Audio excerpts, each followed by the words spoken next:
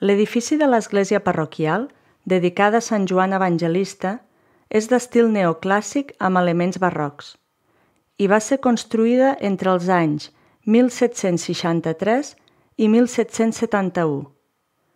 L'interior va ser espoliat en diverses revoltes i la façana va ser refeta després de la Guerra Civil.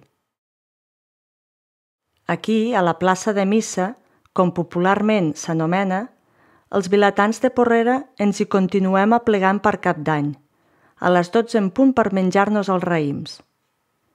Aquí hem rebut els gegants de Porreres, que vingueren des de Silla de Mallorca, poble germanat, i aquí s'hi celebren i s'han celebrat també moltes de les festes populars del poble.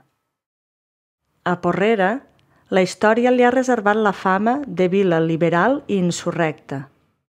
Aquesta fama se la va guanyar al segle XIX, durant les guerres entre absolutistes i liberals.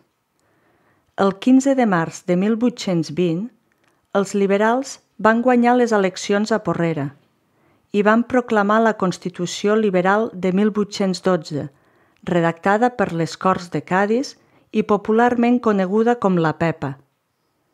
Molts fills de Porrera van participar activament i a primera línia a les guerres carlines que s'anaren succeint al llarg d'aquest segle.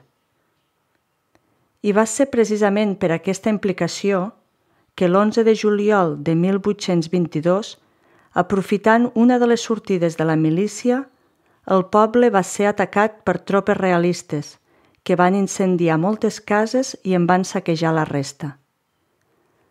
Arran d'aquests fets, les Corts van concedir a Porrera el títol de vila eminentment constitucional i els seus fills van ser nomenats benemèrits de la pàtria. Així doncs, aquest fet i l'esperit liberal del poble va quedar plasmat en el que seria a partir de llavors l'escut de Porrera.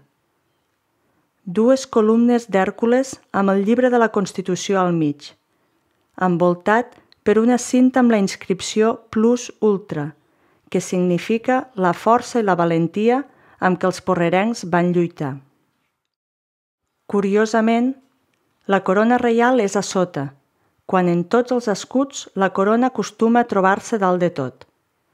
En aquest cas, la seva posició dona a entendre que tots els poders de l'Estat, fins i tot el rei, han d'estar sotmesos a la llei i a la Constitució. Al damunt de tot això, hi trobem una corona de llorer, que significa el poder que emana del poble i que ha d'estar per sobre de tot. A la plaça veïna podeu observar l'escut a la porta de l'Ajuntament, edifici que està ubicat a la plaça de la Constitució. Com ja hem esmentat anteriorment, la casa de la vila havia estat l'antiga església del poble. Si baixeu pel carrer de Pau Casals, trobareu el següent punt.